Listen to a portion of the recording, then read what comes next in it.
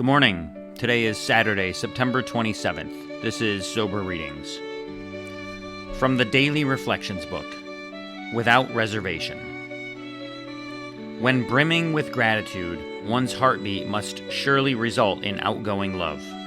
That's from As Bill Sees It, page 37. While practicing service to others, if my successes give rise to grandiosity, I must reflect on what brought me to this point. What has been given joyfully, with love, must be passed on without reservation and without expectation. For as I grow, I find that no matter how much I give with love, I receive much more in spirit. Today's reading from the 24 Hours book, the AA Thought for the Day. Continuing the consideration of the term spiritual experience. What often takes place in a few months could seldom have been accomplished by years of self-discipline. Identify with their own conception of a power greater than themselves. Most of us think this awareness of a power greater than ourselves the essence of spiritual experience. Some of us call it God consciousness. In any case, willingness, honesty, and open-mindedness are the essentials of recovery. So ask yourself, have I tapped that inner resource which can change my life? The meditation for the day. God's power in your life increases as your ability to understand His grace increases. The power of God's grace is only limited by the understanding and will of each individual. God's miracle-working power is only limited in each individual soul by the lack of spiritual vision of that soul. God respects free will, the right of each person to accept or reject His miracle-working power.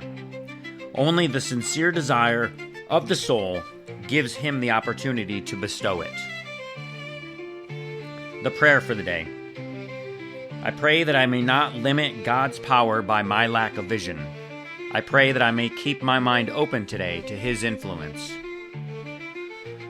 And finally, today's reading from As Bill Sees It. We are on page 92. Walking Toward Serenity. When I was tired and couldn't concentrate, I used to fall back on an affirmation toward life that took the form of simple walking and deep breathing. I sometimes told myself that I couldn't do even this, that I was too weak. But I learned that this was the point at which I could not give in without becoming still more depressed. So I would set myself a small stint.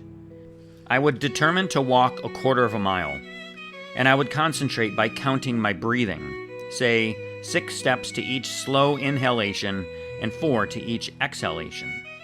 Having done the quarter mile, I found that I could go on, maybe a half mile more, then another half mile, and maybe another. This was encouraging. The false sense of physical weakness would leave me, this feeling being so characteristic of depressions. The walking, and especially the breathing, were powerful affirmations toward life and living and away from failure and death. The counting represented a minimum discipline in concentration, to get some rest from the wear and tear of fear and guilt. That is from a letter written in 1960. And that brings us to the end of today's reading. Thanks for listening. Until next time, remember, don't drink, go to a meeting, and keep coming back. Have a great day. And as my friend Larry says, best day ever.